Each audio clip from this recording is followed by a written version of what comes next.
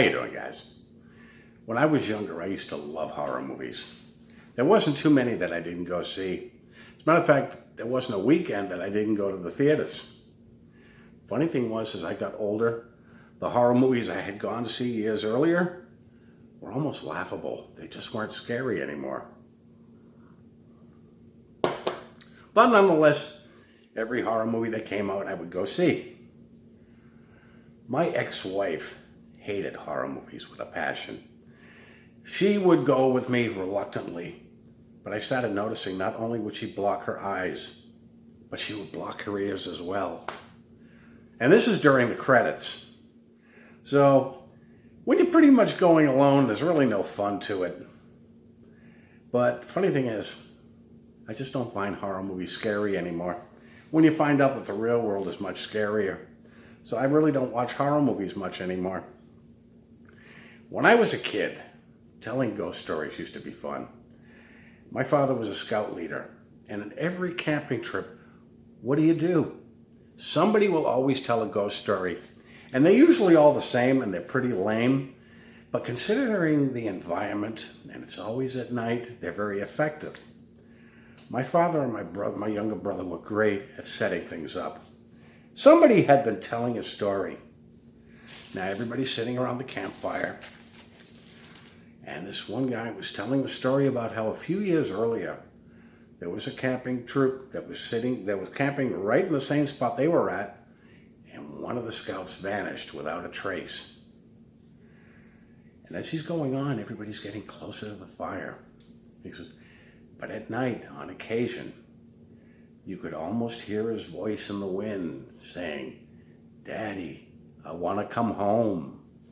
Well, when nobody knew, my father had set my little brother up beyond the trees. So while they're telling the story, my brother's in the background saying, "Daddy, I want to come home." Well, everybody got jumpy and they all got close to the fire, and they knew that they were being played. They knew it was a joke, but nonetheless, they all were scared and they all started laughing. Ha ha ha ha ha. Well, it's the end of the night. Everybody goes to their tents. There was this one kid. His name was Alan. He was a little mama's boy. Spoiled little kid. He was just the kind of kid that we used to just beat up for the hell of it. He could not sleep without his father. His father was sleeping in another tent. And it wasn't even an hour. Everybody's trying to go to sleep. The campfire is dying down. And this kid, Alan, says, "Daddy!"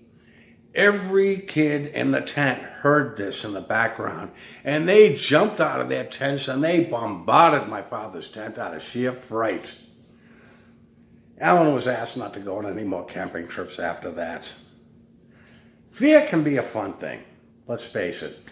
We all like to be scared. We all like to see horror movies. We all like to tell ghost stories. It's a healthy thing, much like laughing. There are times, though, when fear is used not so productive way.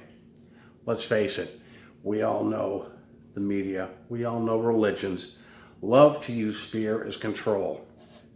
And if you doubt me, look around you right now and look how many people are still wearing masks. Religions have been doing this since the very beginning. As a matter of fact, without the use of fear, there would be no religions. Because it's fear that keeps people in the pews. It's the fear that keeps people going back. And it doesn't matter what religion it is, because they all pretty much have used it. Mainstream religions don't use it so much anymore, because it's almost laughable today. But in centuries gone by, the fear of hellfire kept people going back. They didn't want to spend an eternity burning in hell. That is not so effective today. I grew up, when I was younger, I went to a parochial school, so I got this firsthand. And I remember the scare tactics that they used to use. And they always kept me. I was terrified of these nuns. But unfortunately, as you get older, and these nuns get smaller, finally you're eye to eye with them, they're not so scary. And after a while, being fed the hellfire thing isn't scary at all. Jehovah's Witnesses don't use the fear of hellfire. They use the fear of Armageddon. Now the thing was, I understand a lot of the born-ins were scarred permanently by this. Matter of fact, I just saw somebody's video about it. This guy's about my age. And he was going into how he was damaged. And he was very young. I think he said he was 3 years old when the indoctrination started. It was different with me. I was already up there in age when I started going to the Kingdom Hall, yet it didn't stop them from using their scare tactics. My thing is, if you don't have a fear of something now, why would you put it in there? Why would you stick to somebody with that? And what makes you think it's going to be effective? The first thing they tried with me were fear of demons, but that was quite common because they're terrified of demons. And my thing is, if you have God's favor because you're in his one true religion, why would you be afraid of demons? Every time I turned around, I must have something in my house that demons are attached to. They were trying to convince me my neighbor had demons. My dog had demons. Every article of clothing I had in my house must have demons. So like, whatever it is, you have to get rid of it.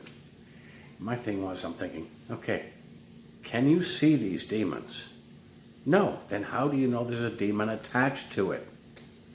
Could never get a straight answer about that. Well, needless to say, I didn't throw anything out. I didn't get rid of my dog because it was kind of childish.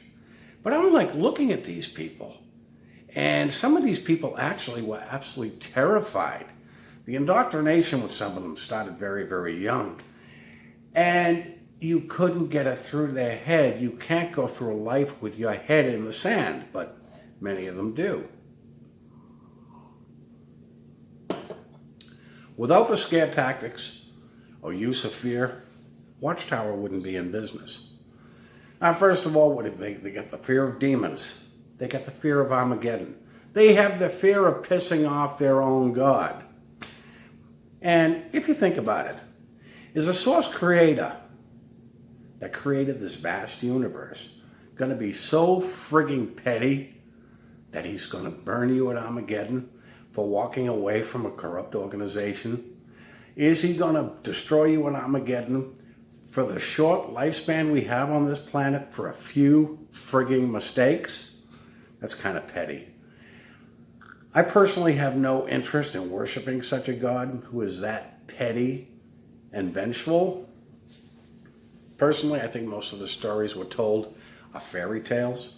Because I think that somebody that could create a vast universe like this would just be too damn busy to worry about a few frigging mistakes that people make in their lifetime. With the exception of child molesters, I'm not even going to touch that one. Unfortunately, this is the mindset of Jehovah's Witnesses. This is the mindset of many people in high control groups and many religious people, which is totally asinine. With all the things going on this planet, all the evils going on, to Jehovah's Witnesses, the worst crime possible is to walk away from this organization. They view that as unforgivable. That's kind of screwy right there. But they're all afraid to speak up. And they're living in total fear of man. They're terrified of pissing off their elders. They're terrified of going against their governing body. And their governing body are the most corrupt sons of bitches walking right now. And they're not even aware of it. But they think walking away is going to piss off their God. What kind of petty God do you people worship anyways? But my thing was, this fear was never really in my head. I always thought it was kind of laughable. But to stick somebody as a child with this kind of fear is totally asinine. Why would you warp somebody like that for control? You have enough fear in somebody's head and you own them. You control their entire existence.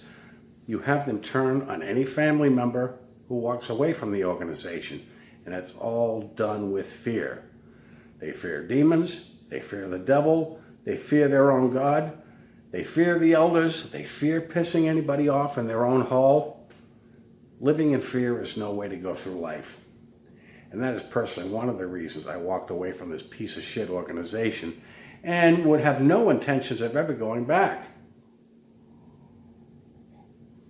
That's pretty much all I wanted to bring to your attention, guys. You guys have a good day. I'll be talking to you soon.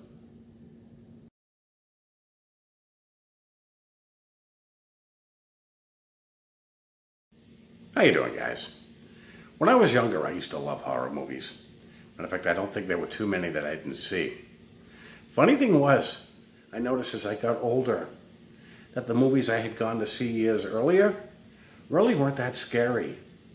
Matter of fact, some of them were laughable.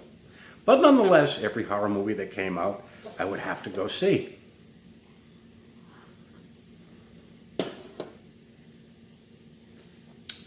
Well, somebody was looking in the window. I creeped myself out. The